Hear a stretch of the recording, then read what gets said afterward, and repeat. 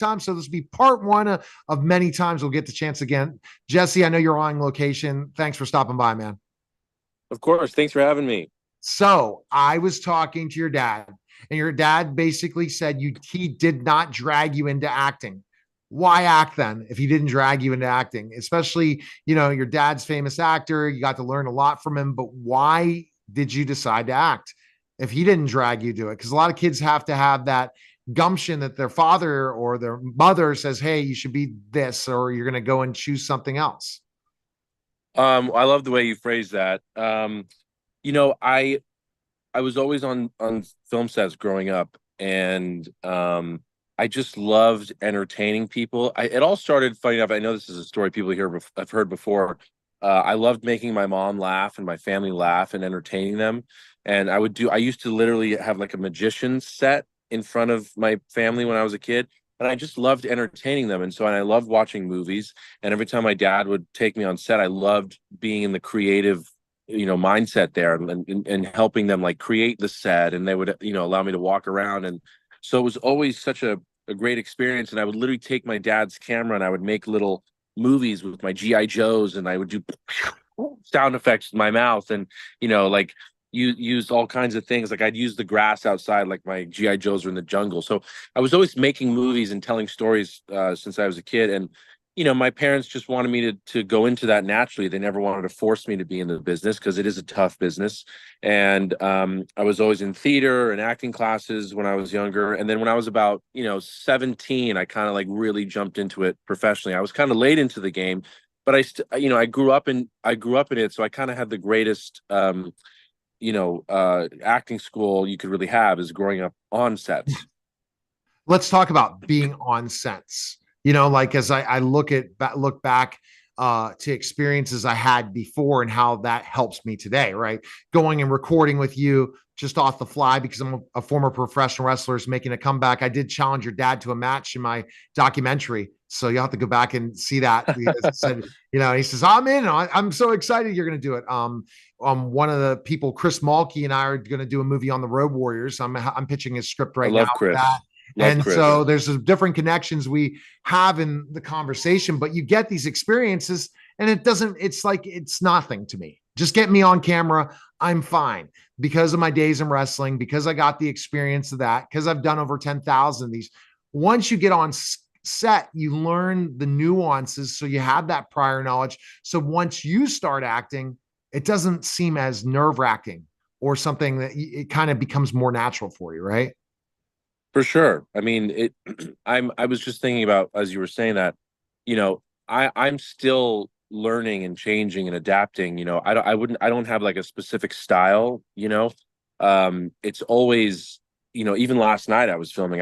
We were shooting on the rooftop at the tallest building here in Pensacola, Florida, where we're filming. And I was thinking to myself, oh, like I want to do it this way, whatever. And I haven't done it like this. And again, it's always changing. You're always discovering new things, how to do certain things. And I think that's the beauty of it. You're never really there, you know. Right. And now with me doing live streaming, people are now seeing me. Oh, you're doing podcasts almost 24/7. Yeah. I decided, well, heck the heck, I'll push record. Right. But that's the thing. You get used to it, you develop it, but you're just trying to figure out who you are. It's funny. Martin said to me, your dad, he said that even though you're becoming this Western guy, you're really the Hallmark guy too. Do you see yourself more and more in those type of movies? The love I stories and things like that, because you are a heartthrob, and in a ways, I'm sure. Do you see that? Where do I you see your direction going? Hallmark's great. I've had a great time. I've done, I have a Hallmark movie that's out now that's actually called Taste of Love that will be premiering again on the Hallmark Channel April 6th.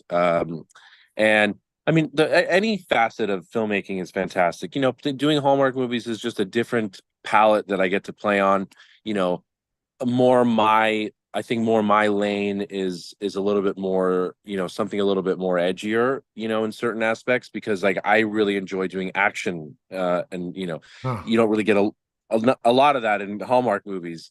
But again, it's like just another character that you get to play. And like my character Jacob, who's in A Taste of Love, he's just he has a different energy and a different style than you know, and that character is a beautiful character. He's lovely and Yeah. he's sweet and he's got great morals, and you know, I love that aspect, and I think it's important to be able to jump into both worlds. You know, I love playing a villain as well, so you know, whether that's in the future or in the past or in a western, so it's just all part of the palette, and you know what you're able to play.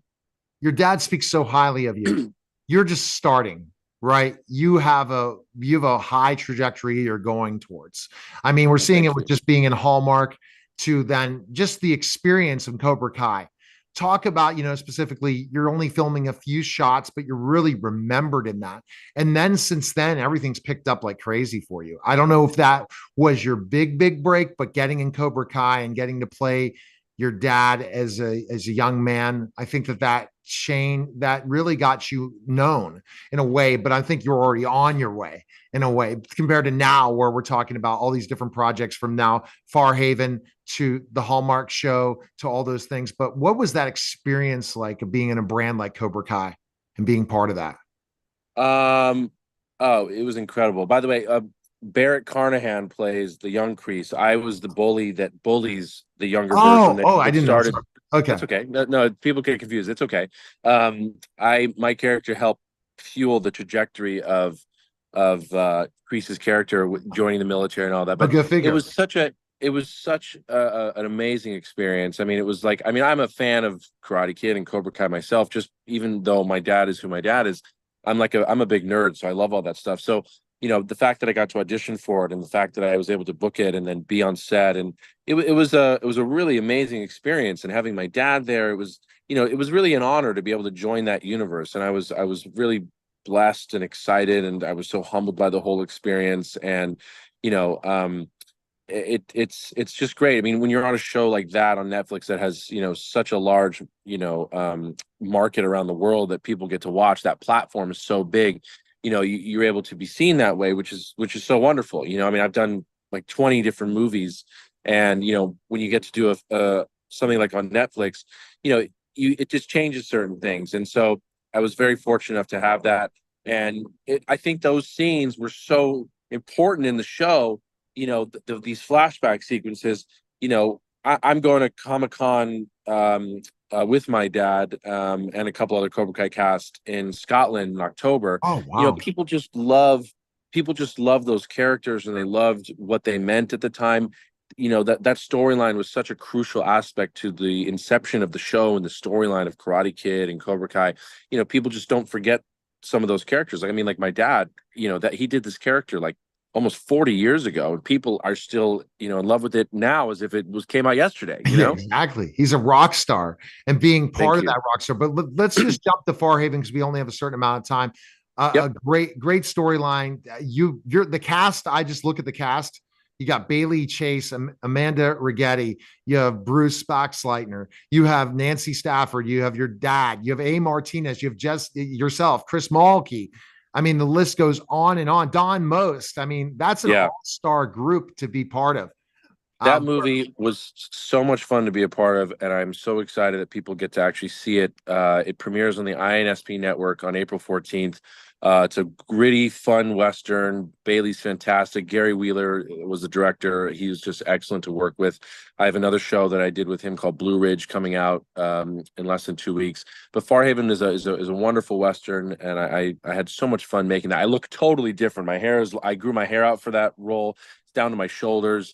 um Hardcore gritty western with, you know, it has a great story behind it, and terrific actors. I was so lucky to work with all those guys, and Amanda, and all the women involved as well. It's a great story, and you know, I'm very excited for people to see that movie. We shot that in Tucson, Arizona. Yeah, and the talk. I mean, just all the different people. And I was talking again to the publishers from INSP.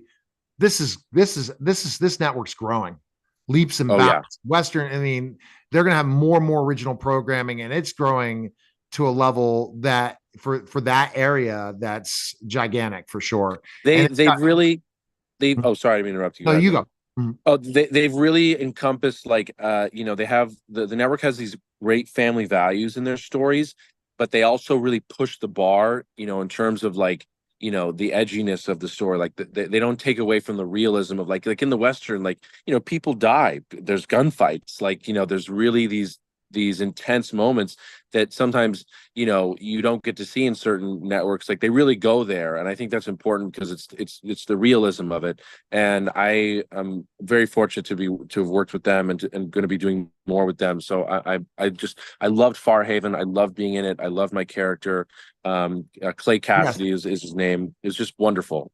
Tell about a little bit about the character, and then we'll get to So Blu-ray Clay, real quick. Mhm. yeah, Clay is basically he's kind of like a nephew figure for like an adopted son almost to Bruce Boxleitner's character. And he helps him on his ranch, and then Bailey Chase's character comes back into town, and they're old friends. And basically Bailey goes on this like manhunt to search for these bad guys who are terrorizing the town, and I end up joining him.